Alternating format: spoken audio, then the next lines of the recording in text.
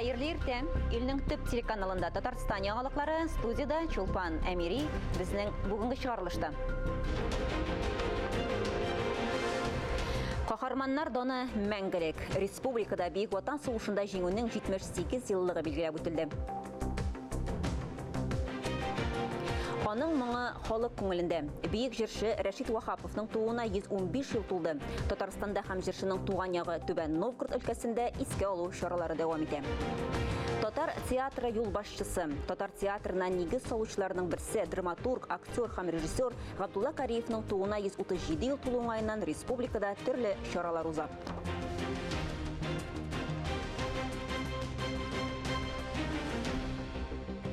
Чыгарылышыбызны һава торышыннан башлыйбыз. Синоптиклар фаразы буенча майның иң салкын көннәре артта калды. Бүген 10 майда алмашынучынан болытлы һава, явым-төшемсез. Көндез һава температурасы 20 градуска кадәр күтәрелергә мөмкин. Тулайым алганда синоптиклар атна ахырына кадәр суыкларны вәгъдә итмиләр. Бөек җиңү 78 еллыгын билгеләп үттек. Дулкынландыргыч 9 май көне ватаныбызны гына түгел, бүтән кешелек тарихына мәңгелеккә кереп калды. Еллар ничек кенә ашыкмасын, тормышыбыз ничек кенә үзгәрмәсен, әлеге шатлыклы да һәм бер үк вакытта моңсу да бәйрәм илебездә иң мөһим, иң изге вакыйгаларның берсе булып кала. Республикабызда бөек җиңү көнен киң кылач белән билгеләп үттеләр. Башкалабыз Казанда узган бәйрәм мизгелләрен кабат карап үтик. Башкалабыз Казанда бөек җиңү көне зурлап узды. 1000 еллык мәйданда узган тантаналы парадка хөрмәтле сугыш, тыл ветераннарын зурларга республикабыз халкы җыйналды. Җиңү чарасы Казан югары танк училищесы курсантлары катнашында 1 марш белән башланып китте. Алар Россия, Татарстан җиңү байракларын тантаналы рәвештә алып чыктылар. Совет халкы җиңү өчен искиткеч зур бәя түләде. Барсының да омтылышы бер иде. Ватанны азат итү һәм дошманны тармар итү. Фронтка киткән 700 мең кешенең яртысыннан артыгы өйләренә әйләнеп кайтмады. Хөрмәтле ветераннар, хөрмәтле ватандашлар, сезне чын күңелдән бәхет, исәнлек һәм иминлек телим. Республикада бүгенге көндә 14 меңгә якын ветеран яши. Кызганыч, аларның саны елдан-ел кими бара.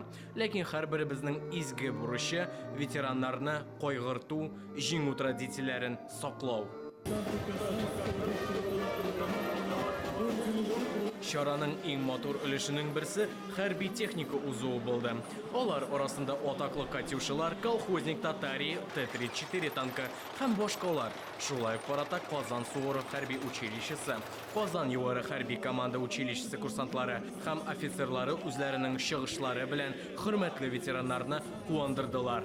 Билгеле, бөек җиңү көне һәрбер кеше өчен бик әһәмиятле көннәрнең берсе. Сугыш ачысын татыган ветераннарның һәрберсенең үз тарихы, үз яралары, үз җиңүләре бар. 16 yaşımda uzun bir участникiyim. Uzun libirim. 16 yaşımda medal получать кешебез. За доблестный труд бирдиләрбезгә.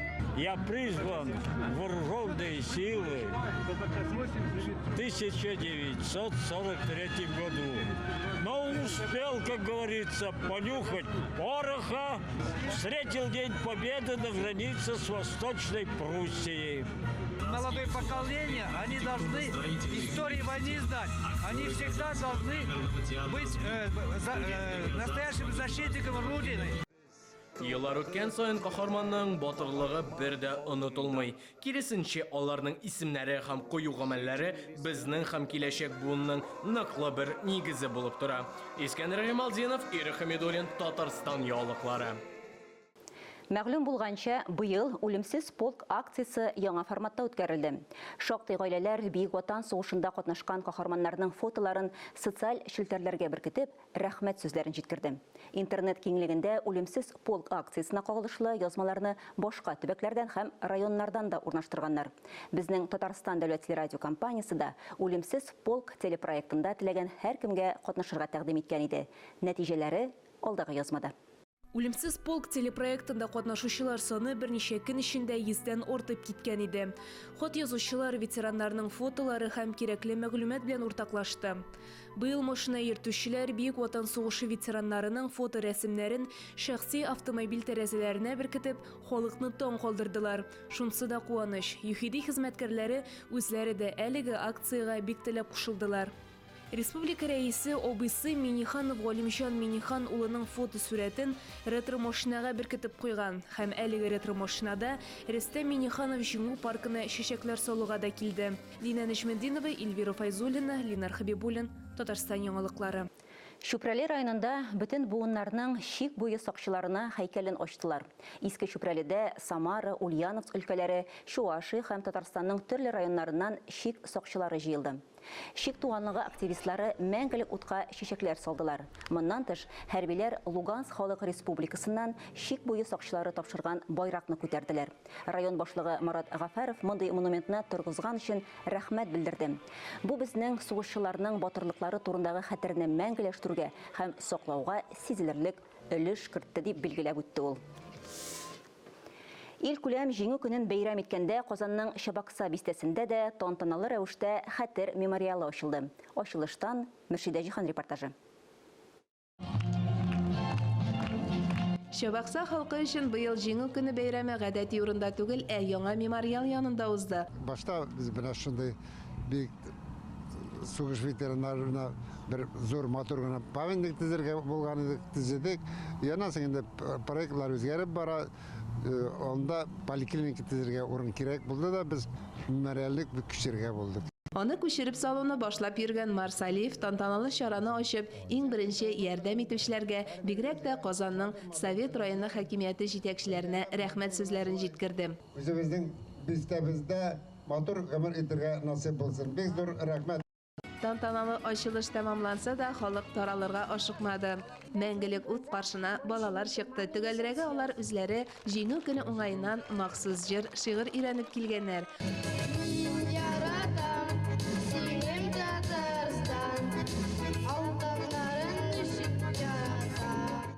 Балалар чыгышына бигрәк тә сөенеп утырдым ди бәйрәм кунагы Илдус Таһиров. Әгәр дә менә шушы яшь буын, шушы рәвештә җиңүебезне, шушы рәвештә билгеләп үтеп килә икән, димәк безнең яшәешебез дә мәңгелек. Шабакса бистәсе үсә хәзер биредә мәңгелек уты янган хәтер мемориалы да бар. Җиңү көнен бүләк итүчеләрнең вәсияте булып калыккан хәтер сакчысы ул. Мөршидә Җихан, Альберт Сафиуллин, Татарстан яңалыклары. 9 май көне илебезнең иң мөһим дәүләт бәйрәме. Һәркем өчен изге вакыйга. Кызганычка хөрмәтле ветераннарыбызның сафы елдан-ел сирәгәя бара. Аларның һәр кайсы тарихның тере шаһиты, халкыбызның фидакарлыгы һәм туган илебезгә тугрылыгы. Республикабызның барлык шәһәр, район авылларында хөрмәтле ветераннарыбызны тәбрикләделәр. Чираттагы видеоязма Апас районыннан. Бүйік җиңүнең 78 еллыгы уңайыннан 1 майдан 9 майга кадәр ил буйлап җиңү тәрәзәләре бөтен Россия акциясе узды. Әлеге хәтер чарасына апасылар да кушылды. Үтәмеш авылында яшәүче халык Бөек Ватан сугышы ветераны Хәйретдин Саляховка тиңдәшсез батырлыклары өчен улы хөрмәтләрен белдерде. Сезгә барыгызда исәнлек, саулык, сәламәтлек телим. Сугышлар булмасын иде. Район башлыгы Ойра Җиһаншин Акбарс банк идарәсе җитәкчесе урын басары Илфан Гыбайдуллин Бөек Ватан сугышы ветераны Хәйретдин Саляховка изге теләкләр юллап бүләкләр тапшырдылар. Галия Гыйзатуллина Тутай авылында яши. Ленинград камлышында калган вакытта аңа 4 яшь була. Галия апаны бөек җиңүнең 78 еллыгы белән котлап бүләкләр тапшырылды. Шиксез хөрмәт теләкләр җиткерелде. Илгә кимгә тынычлыклар бирсен. Саулык, сәламәтлек бирсен, я Рабби бер Ходаем. Бәла казалардан Ходай үзе сакласын. Дина Нәҗмәдинова, Татарстан яңалыклары, Апас районы. Чыгарылышыбызны Татарстанда нәшер ителүче газета, журналларда игътибарга лаек язмаларга күзәтү белән дәвам итәбез. Аның белән гадәттәгечә журналист Миңназим Сәфәров таныштыра. Хәерле көн, мөхтәрәм телевизор караучылар. Татар матбуатын күзәтүне дәвам итәбез. Уңга барасымы, сулга борыласымы? Тиздән күпләргә, айрым алганда ата-аналарга һәм аларның мәктәп тәмамлаучы балаларына шундый сорау белән очрашырга туры киләчәк. Бала дөрес һөнәр сайласын өчен ниләр эшләргә кирәклеге турында Ватаным Татарстан газетасы журналисты Бала бер һөнәрмең дигән язмада уйлана. Миңа калса бу турыда көне сәгате җиткәч түгел, баланың теле ачылганнан соң ук башларга кирәктер. Модага кирип һөнәр сайлаганнарның әллә ни уңышка ирешкәннәре бик сирәк диләр. Газета хәбәрчесе тагын бер онытыла баручы эш сарык асрау проблемалары турында сүз кузгаткан. Баксаң, сарык йонының бәясе шалканныкыннан да күпкә арзанрак икән. Аның килосына 35-40 сум бирәләр. Шуңа да үзләре файдаланмаган хуҗабикәләр сарык йонын андый бәягә биргәнче дип ташлыйлар гына икән. Бер нәрсәнең дә кадере булмаган җәмгыятьтә йон кадере генә була алмый шул инде. 4 көнгә сузылган бәйрәм ялларында халык ихата тирәсендәге бетмәс-текәнмәс мәшәкатьләр белән генә мавыгып калмыйча бөек җиңүгә багышланган чараларда да булырга өлгерде. Хәер, ул бәйрәм чаралары әле ай азагына кадәр дәвам итәчәк. Шәһри Казан газетасының калын саны да сугышларсыз гына яшисе дигән теләк белән башланып киткән. Миллионлаган кеше гомерен үзгән. Тагын да күбрәк халыкны гомерлек хәсрәткә салган сугышның беткәненә 78 ел үтсә дә, бүген дөньябызның кабат дертләп кабдырга торган учагы улыбызга да, кешебезгә дә тынгы бирми. Михнәтле сугыш шырын үтеп, югалту табышлар аша үзенең 103 яшьлегенә килеп җиткән татар солдатының тормыш юлын барлаганда, тагын бер кат инанасың.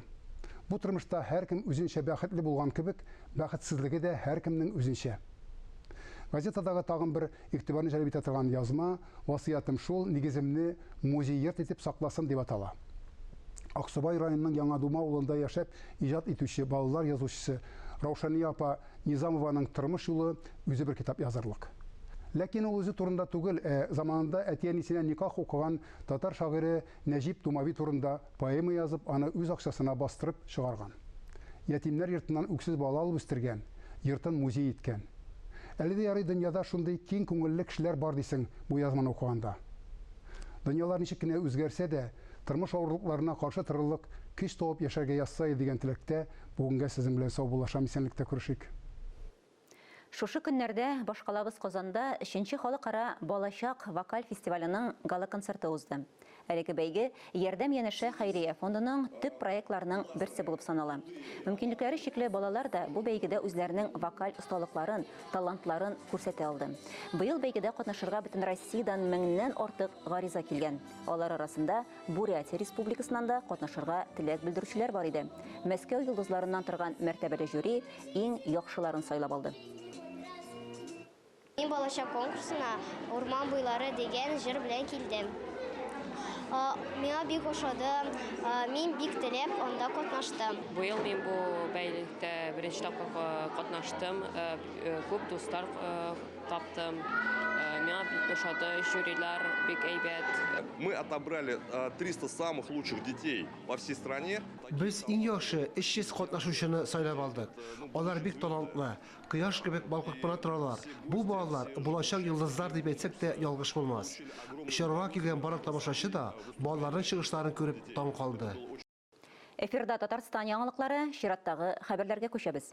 Быел Татарстанның халык артисты, бийек җырчыбыз Рәшит Вахаповның тууына 115 ел тулды. Шул уңайдан республикабызда бийек җырчыга багышланган чаралар башланды. Алар май ае дәвамында барачак. Җырчының туган көнендә, ягъни 7 майда, республика җәмәгатьчелеге Рәшит Вахапов һәйкәле янында аны искә алды. Рәшит Вахаповның туган ягы Нижгар өлкәсендә дә ел дәвамында зур чаралар көтелә. Әлеге яңалык белән Рәшит Вахапов исемендәге фонд җитәкчесе Рифат Фәттахов уртаклашты. 16 май көнне исә Казанда Рәшит Вахапов һәйкәле янында митинг-концерт булачак. Нәкъ шул көнне яшь башкаручылар конкурсы 2023 лауреатларын игълан итү дә каралган. Зур чаралар, зур концертлар, искалу кичәләре булачак. Һәм хәттәки минем якташларым үзләренең быелгы Сабан туйларында Рәшит Вахаповка багышлыйлар. Безнең башка төбәкләрдә Мәскәү, Уфа, Ленинград якларында Рәшит Вахаповның искалу кичәләре бик күп төбәкләрдә була. Һәм Татарстан районнары да бу эшкә бик актив кушылды. Бик зур рәхмәт аларга. 8 майда татар театрына нигез салучыларның берсе драматург, актер һәм режиссер Габдулла Кариевның тууына 137 ел тулды. Гадәттәгечә, бу көнне дә республикабызда аңа багышланган чаралар узды. Киң җәмәгатьчелек катнашында Казанның Яңа Татар бистәсе зиратында күренекле артистның каберен зиярат кылдылар. Чарада танылган театр артистлары, язучылар, җәмәгать эшлеклеләре катнашты. Шулай ук Габдулла Кариевның туган ягы Нурлат районында да истәлекле чаралар узды.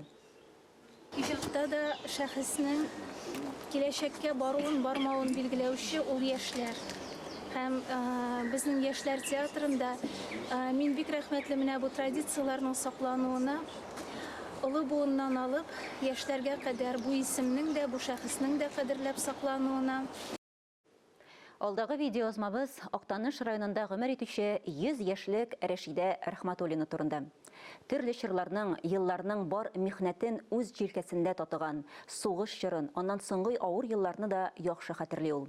Бүгенге көндә ул 7 ынык, 13 ыныкчының кадерле дәвәнисе, дәвәбисем. 100 яшьлек юбилярның хатирәләре киләсе язмада. Уразай авылында 3 малайдан соң бердән-бер кыз булып дөньяга килә ул. 16 яшеннән хезмәт юлын башлап җибәрә. Сугыш чоры авырлыкларын да кичерергә туры килә аңа. Гомер буе сабыр булдым. Уйладым да, мин әйттем, сабыр итәргә кирәк әле дип уйлап куядырым яңадан. Шулай әйтә сүзне дә әйтмәенчә уйлап куядырым. Гомергә шулай сабыр итеп яшәдем. Тормыш иптәше Гайса белән гаилә корып, 4 балага гомер бүләк итәләр. Инде хәзер балалары үзләре әниләрен кадерләп, аның биргән тәрбиясенә рәхмәт укып яши. Алай тату үстек, яни бик юмарт булды. Бөтен Уразай халкы менә шунда килер яктанышка, безнең ишекнең ябылганы булмады. Ашкышны бик ләззәтле күрсәтеп куядык, бөтен авыл халкы кирип, чәй ичеп кайтып китә торганнар. Үзебез өйдә булмаган очракта. Аллага шөкер, шулай итеп яшәгән. Гомер буе тырышып, гомер буе эшләп, 1 минут тәк тормыйдыр инде. Рәшидә апа тормышка мәхәббәтен җуймаган, балаларының кадер-хөрмәтендә яшәвен дәвам итә. Бүгенге көндә килене Фәйрүзә тәрбиясендә, балалары, оныклары һәр даим килеп, хәлен белеп тора. Ул өйдә булгач инде җан тынычлыгы белән җөрисең инде эштә дә балалар өйгә кайтып керәләр, инде ачык ишеккә кайтып керәләр. Һәр вакытта да оныклары, балалары өчен җанын биреп тора торган кеше. И шундый вакыт бар иде, белмим ничә ел элек булгандыр. Дәве син йөзгә чаклык яшисең. Юк инде кызым, юк, ничек инде, уже все, это мин бөтенләй бер уже яшәп бетердем, күрәселәрен күреп бетердем, әйтәм, юк, әйтәм, йөзгә чаклык яшәйсең. И менә Аллага шөкер. Рәшидә апаны юбилей уңаеннан район башлыгы Ленар Зарипов тәбрик итте. Аңа Россия президентының республикабыз рәисенең котлау кагазларын һәм үзенең күчтәнәчләрен тапшырды. Бәхетле булсыннар, тәүфыйклы булсыннар, аталинар, алтын канатлы булсыннар, илләр тыныч булсын кызым. Бөтен теләгәнем шул, еллар үмин булсын. Эльза Ахмәтҗанова, Татарстан яңалыклары, Актаныш районы. Әйе, быел Бөек Ватан сугышы тамамлануга 78 ел тулды. Җиңү көне безнең өчен һәр вакыт горурлык, сугышчан дан һәм батырлык символы ул. Бүген сүзебез легендар разведчик, Бөек Ватан сугышы, 2нче бөтен дөнья сугышы һәм каршылык хәрәкәте каһарманы, Чехословакия герое, Чехия һәм Словакиядагы 16 шәһәрнең мактаулы гражданы Даян Мурзин турында. Аның тормышы белән Татар энциклопедиясе һәм төбәкне өйрәнү институты директоры, профессор, академик Искәндәр Гыйләҗев таныштыра. Даян Мурзин. Гитлер үзенең шәхси дошманы дип белдергән. Аны юк иткән кешегә 2 миллион исән килеш тотып биргән кешегә 3 миллион рейхсмарка вәгъдә ителгән. Кара сакалы өчен гитлерчылардан кара генерал кушаматы алган офицер. Әмма әкияткә тиң сугышчан батырлыклары ватан тарафыннан ни Советлар Союзы герое, ни Россия герое исемнәре белән бәяләнмәгән шәхес. Англиядә, Германиядә, Чехиядә, Россиядә аңа багышлап фильмнар төшерелгән. Аның турында китаплар язылган. Бөек Британиядә басылып чыккан һәм чех һәм словак телләренә тәрҗемә ителгән китапның авторы Джон Хауланд үзенең герое Даян Мурзинны Джеймс Бонд белән чагыштыра. Автор фикренчә, кара генералның фронт батырлыклары янында Ян Флемингның әдәби герое маҗаралары тоныкланып кала. Әмма ни кызганыч, илебез халкының, хәтта милләттәшләребезнең дә күпчелеге әлегә каһарманның данлы сугышчан юлыннан киң хәбәрдар түгел. Даян Баян улы Мурзин 1921 елның 20 гыйнварында, башка мәгълүматлар буенча 20 декабрендә Уфа губернасының Бәләбәй өязе, хәзер Башкортстан Республикасы Бакалы районының Иске Балыклы авылында туа. Сугышка кадәр Кушнаренко педагогия училищесын тәмамлый. Укытучы, мәктәп директоры булып эшли. 1941 елда Рига хәрби училищесын тәмамлый. Балтик буе хәрби округында хезмәт итә. Сугышның беренче көннән үк фронтта, взвод командиры. 21 ночью нам стало известно, что завтра начнется война. Потом говорили, что война началась внезапно, чепуха все это. 22 июня, без 5-4 утра, полетели над нашей головой немецкие самолеты. 2 часа никакого движения не было, а в 6 на нас пошли немцы. 1941 елның октябрендә оккупацияләнгән территорияда кала. Белоруссиядәге партизан отрядына кушылып, дошман тылында көрәшә. 1942 елның гыйнварыннан Украина территориясында легендар Кавпак җитәкчелегендәге партизаннар берләшмәсе составына кергән Ватан өчен Ямполь партизан отрядында разведка взводы һәм ротасы командиры. 1942 елның августында Германия тарафыннан төзелгән Түркистан легионының 1-нче штаб ротасына иңдерелә. Һәм 1943 ел ахырына кадәр дошман ягында гаять киң масштаблы агентура эшчәнлеге йелдерә. Шуның нәтиҗәсендә Түркистан һәм Идел-Урал легионерларының бик күбесе Кызыл армия яки партизаннар ягына чыга. 1943 елның декабрендә Даян Мурзин махсус разведка төркемендә Молдавия территориясына җибәрелә. Һәм Молотов исемендәге партизан отряды оештыра. Отряд Молдавия, Украинаның Винница һәм Одесса өлкәләрендә яшерен көрәш алып бара. 1944 елның августында Словак һәм Чех разведчиклары төркеме составында партизан хәрәкәте оештыру максаты белән Словакиягә десант итеп төшерелә. 23 яшьлек капитан партизан отрядының штаб башлыгы була. Аннары Чехия һәм Моравия территориясендә 1945 елның 9 майына кадәр көрәш алып барган Ян Жишка исемендәге интернациональ партизан бригадасына җитәкчелек. 10-дән артык халык вәкилләреннән торган 700-гә якын партизанны берләштергән бригада 100-дән артык сугышчан операция уздыра. 1945 елның язында партизаннар Вермахтның танк дивизиясе командующие генерал-лейтенант Дитрих фон Мюллерны әсирлеккә ала. Фашистлар партизаннарны махсус карательлек операцияләре оештырып та юк итә алмыйлар. Нәкъ менә шул вакытта Даян Мурзин Гитлерның шәхси дошманы дип игълан ителә. Сугыштан соң Даян Мурзин Башкортстанда яши. Республиканың дәүләт органнарында дәрәҗәле вазифалар башкара. Башкортстанның һәм РСФСРның атказанган юристы. Ул сугышчан батырлыклары өчен 86 орден һәм медаль белән бүләкләнә. Шулардан 6 орден һәм 13 медаль ватаныбыз бүләкләде. Даян Баян улы Мурзин Чехословакия герое. Бу илнең барлык иң югары орденнары кавалеры. Чехияның Злин шәһәр советы 1945 елда геройга көмеш кылыч һәм исеме язылган корал тапшыра. Бу шәһәрнең бер урамы 1990 елларга кадәр майор Мурзин исемен йөртә.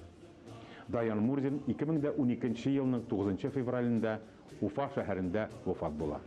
Башкортстанның Бакалы районы үзәгендәге урамга аның исеме бирелә. Злин һәм Уфа шәһәрләрендә каһарманга һәйкәл куела. Хөрмәтле телевизор караучылар, бүгенге чыгарылышыбыз тәмам. Берничә минуттан соң эфирны хәерле көн Татарстан тапшыруы дәвам итә. Ә мин Шулпан Әмири сезгә хәерле имин көннәр теләп, бүгенгә сау булашам. Игътибарыгыз өчен рәхмәт.